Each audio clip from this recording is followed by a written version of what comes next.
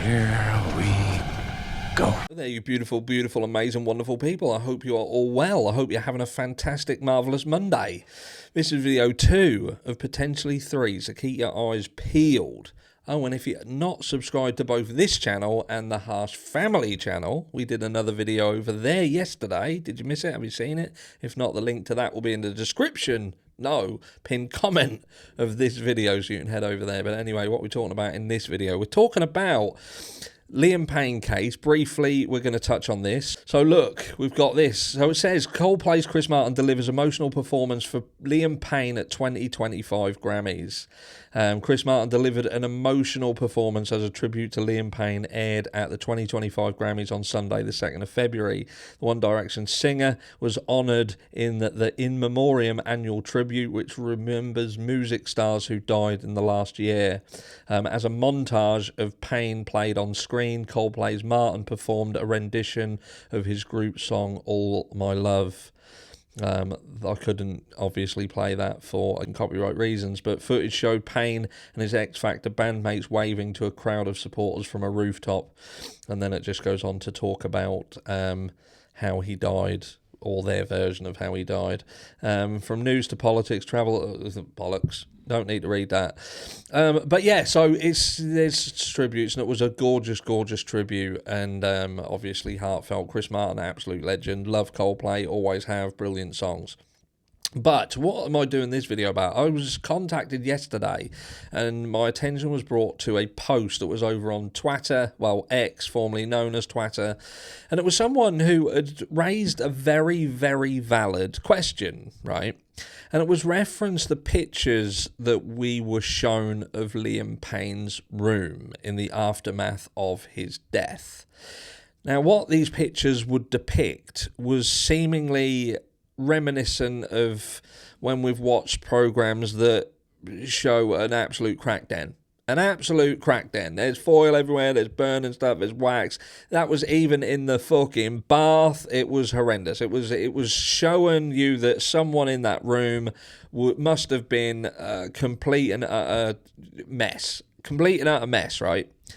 Now, the issue that you have with that is if you take into consideration what they were trying to push on the first toxicology report that came out, then that would kind of go hand in hand. And remember what me and Brian Harvey said. We kind of turned around and said they wanted to push a specific thing. They wanted to push a specific narrative, and they come out of the gate swinging.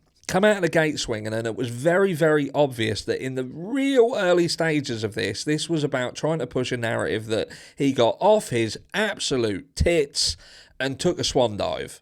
It took an absolute swan dive off the balcony. But that backfired catastrophically as the world just turned their eyes on it and they were like, hold on a second, this ain't right. This is not right. We're not having it. We're going to dig into it. There'd been fans around following him, watching him, and everybody then went on the hunt for the truth. And then things started to change. The story started to change. It started to adapt.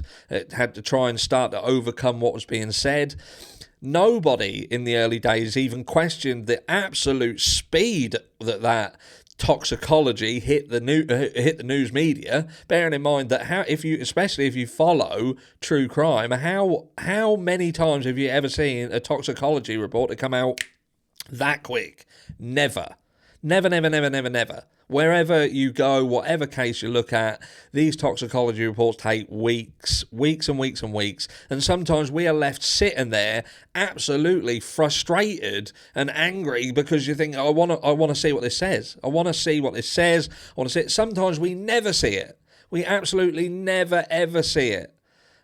But in this case, Liam Payne, we were shown the pictures of his crack den room in that shit pot bucket fucking hotel, the Casa Sur, Palermo, and it painted this picture. Wow, look at that. Look what he was doing. Whoa, he was off his nut.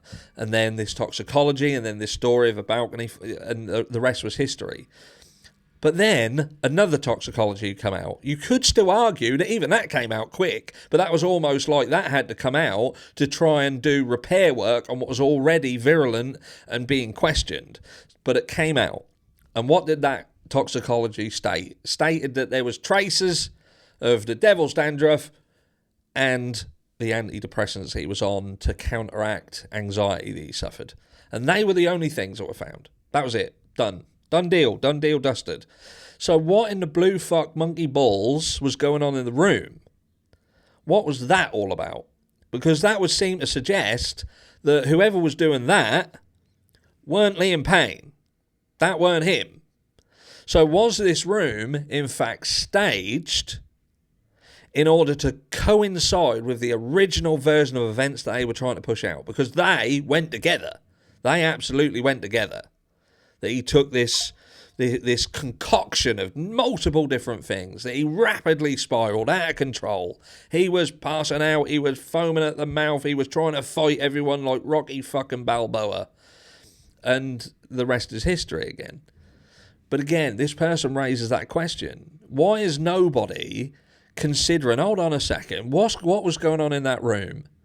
Why did that room depict what it was depicting when it doesn't actually go hand in hand with what we're being told? Because, make no bones about it, even if that room had been like that, what, didn't they send cleaners in every day? Was his room not being cleaned? Because that would have had to have sat there for days and days and days, because any of the things that were on that table would have still been in his system during the autopsy and the tox screening. They would have been in his system. But it would seem to suggest that they weren't. So was someone in his room doing these things alongside Liam being in there and not doing them? And if so, if that's the case, then who was doing it? Is it someone that we've not seen or heard about yet? Or was the room staged? Again, I want you to tell me. I want you to tell me what you think. Is it something that you've even considered? Has anybody even thought about it? Well done to this person who questions it, because it does further raise more questions. Why do we have a room that seemingly depicts a story, a version of events, something they want to push out, that doesn't actually go hand in hand with the details that we've been given?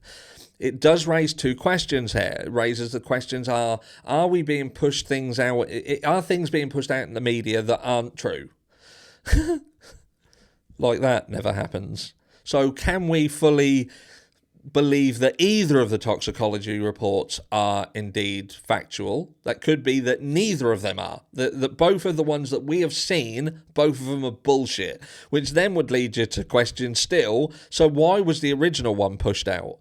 Why was that pushed out? And was that pushed out, again, to paint a picture? To paint a picture, to cover someone's arse, to do it, however you look at this, whichever way you turn and look at it, there is people behind the curtain moving things around in order to paint a picture that we would hopefully fall for, turn around and walk away and say, yeah, this was a tragedy. Look what happened. We've got the toxicology report. That shows that he was doing this. We've got pictures that shows that he was doing this. And it's just a tragic end. But moving swiftly forward, look what's happened in the aftermath of it. We have a room that appears the way it does, but yet it's not supported by anything afterwards. That in itself is bizarre.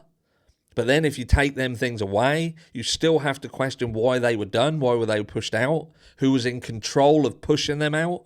And if someone was in control of pushing them out and they wanted to push it out in a certain way, then why?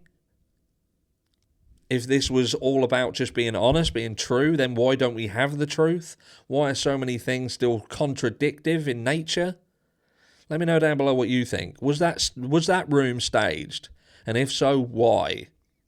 Or is it that the information, all of the information is false? And if that's the case, why? Or is it a mixture of both?